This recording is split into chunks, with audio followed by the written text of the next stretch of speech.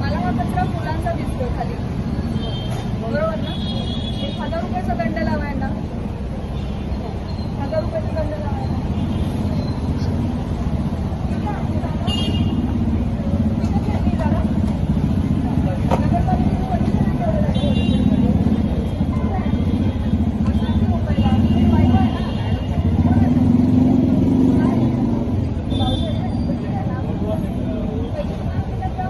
बोलणं झालं, पर्यायी जागा त्यांनी आम्ही द्यायची ठरलंय. रविवार पण त्यांनी आम्हाला मुदत दिली.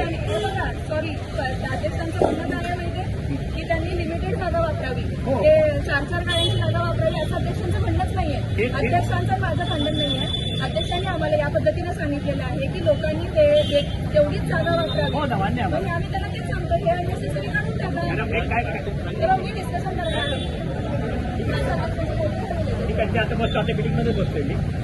काय करतात मला आम्ही बोलवलंय त्यासाठी मी वाटूनच देणार आहे जागा, जागेमध्येच बसायचं. त्या संदर्भात बोलणं जातं.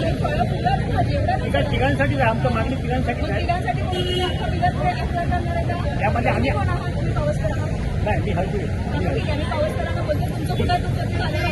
आम्ही बोलतो. मी या समितीला अध्यक्ष आहे आणि हा पृष्ठ आहे बघा. ठीक आहे, यांना महिनाभर वापरण्यासाठी दिलेलं. माझ्या नगरपालिकेला तुम्हाला टॅक्स द्यायला लागेल किंवा ह्या माणसाला टॅक्स द्यायला लागेल आणि हे काढून घेतलंय सगळं. कधी काढताय? कारण इलिगल प्रकारे स्टोरेज आहे, इलिगल स्टोरेज आहे.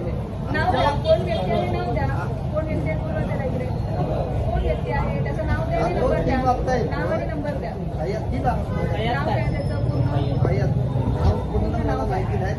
जर तुम्ही असंच उद्या ह्याच्यामध्ये काहीतरी दुसरं सामान ठेवलं तर तुम्ही कसं करणार आहे? आणि तुम्ही मंडळाचे अध्यक्ष असला तरी अध्यक्षांना पूर्ण अधिकार नसतो.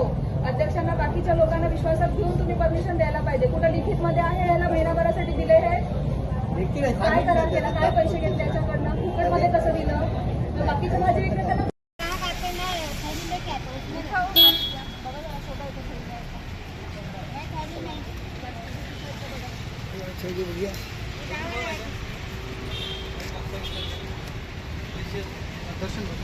पैसे सोडून बघा, प्लास्टिकच्या पिशव्या आहेत का बघा फक्त.